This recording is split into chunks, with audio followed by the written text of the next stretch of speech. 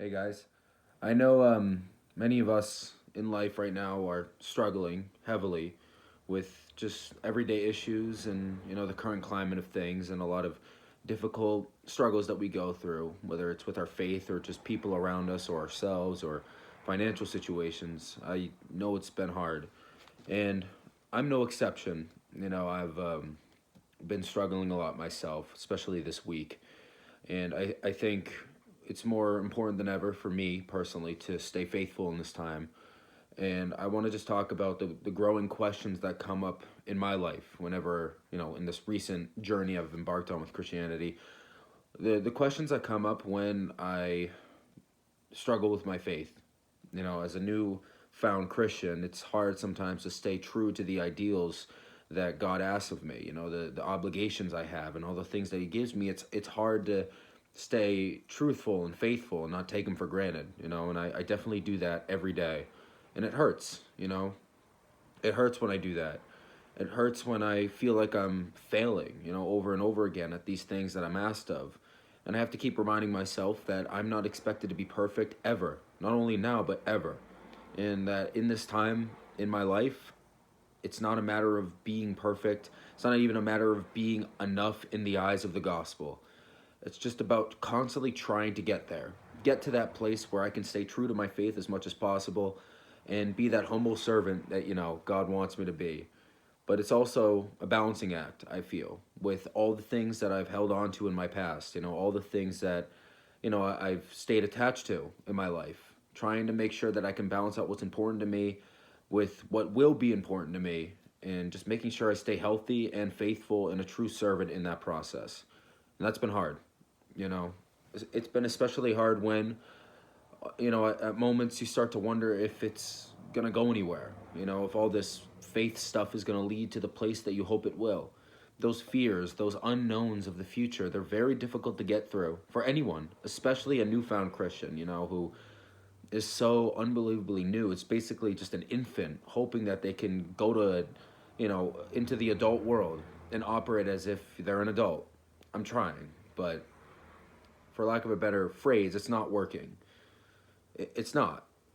What is working is the hope that I have, the same basic hope that I've always carried with me, and trusting in God enough where I won't renounce my faith, and I never will. But it's tough to not feel that pain, and more importantly, not feel the weight of burden that comes from not being able to do anything about it, other than continuously praise, worship, serve, all that stuff, and keep working on my mental health skills and everything. But it never feels like enough in the moment, you know? It never feels like it's ever enough. And it's really, really hard to go through. And I know there are millions upon millions of people going through it like me. So I just want to speak something to them, to myself and to you guys who are going through it, that the long-term future. I've always said this saying to myself that you can't see past the horizon until you make it past the dip. And once you see past the dip, you see a whole new horizon ahead of you. But if you expect to see the edges of the earth from one spot, you won't.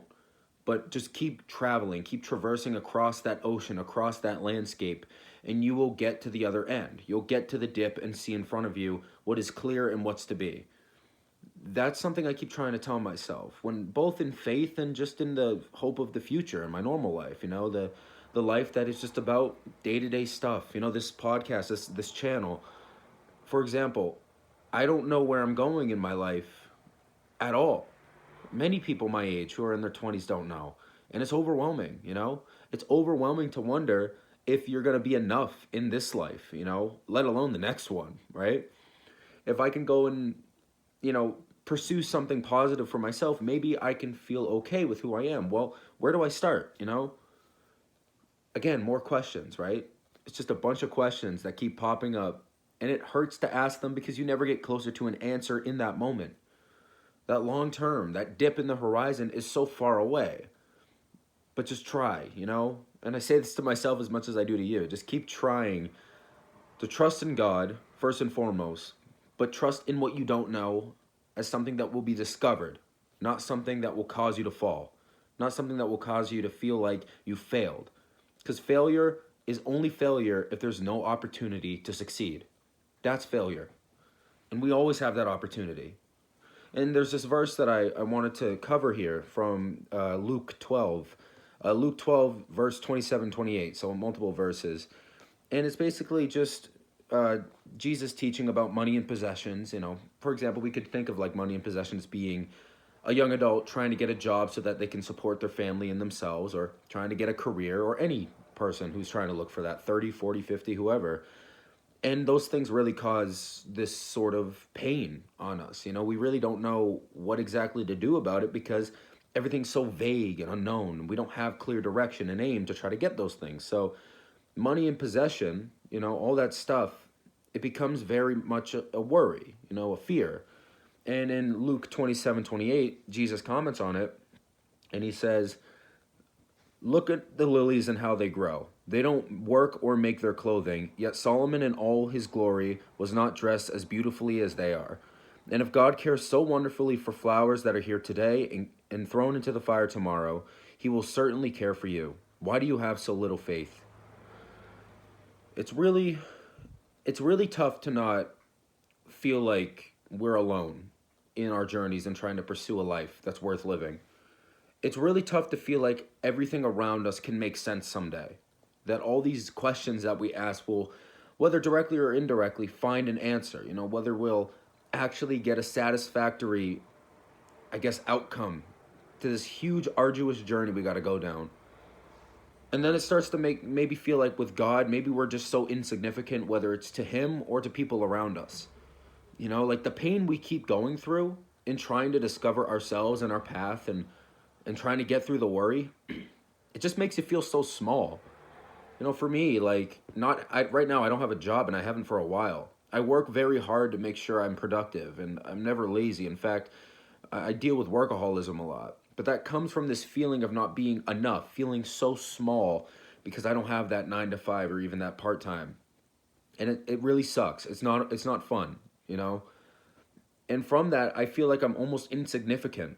I feel like I'm just not worth it, And Jesus comments on that sort of thing, when in verse 27, when he says, "Look at the lilies and how they grow. They don't work or make their clothing, yet Solomon in all his glory was not dressed as wonderfully as they are." And in 28, "And if God cares so wonderfully for the flowers that are here today and thrown into the fire tomorrow, he will certainly care for you.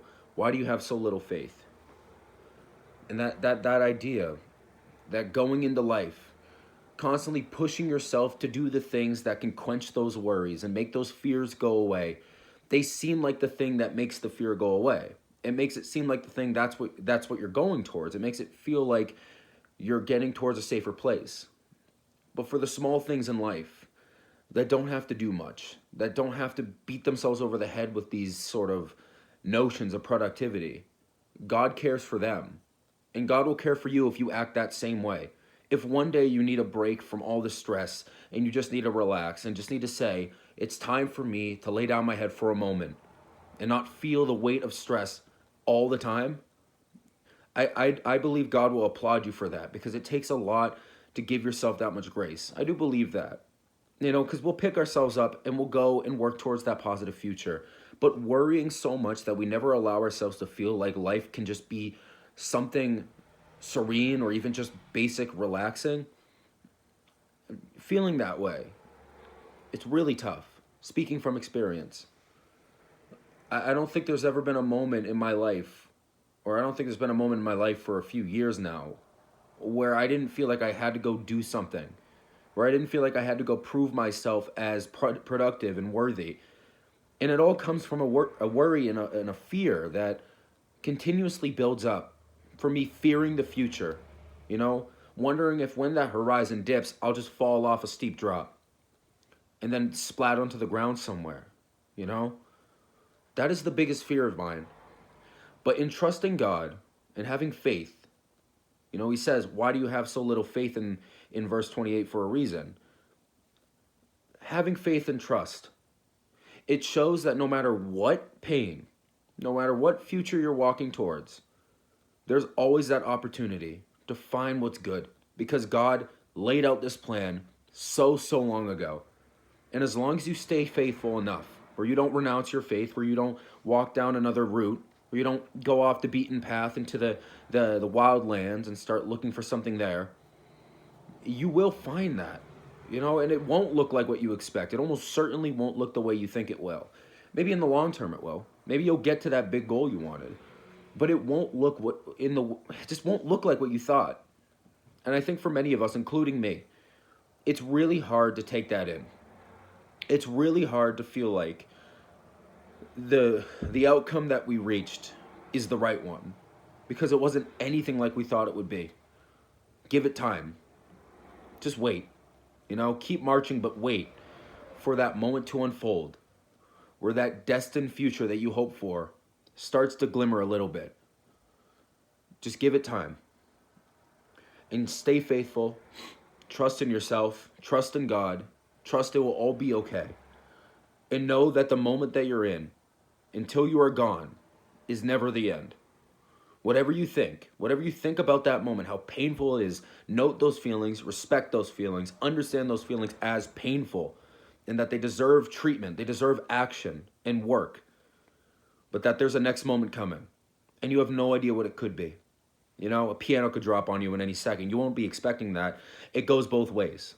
You can have an amazing moment happen out of nowhere. All of a sudden, a family member runs down the stairs and gives you some great news that changes your life. You don't know what's going to happen in the next moment.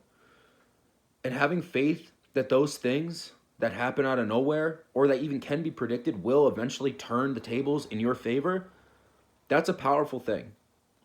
That's a thing that really carries a lot of weight.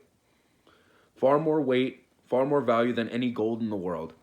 And maybe you'll get some of it on your way so you can do something good with it. I'm trying to do it myself. Stay faithful and tell myself that everything can be okay if I just keep pushing. I hope you can as well. That's all for today. See ya!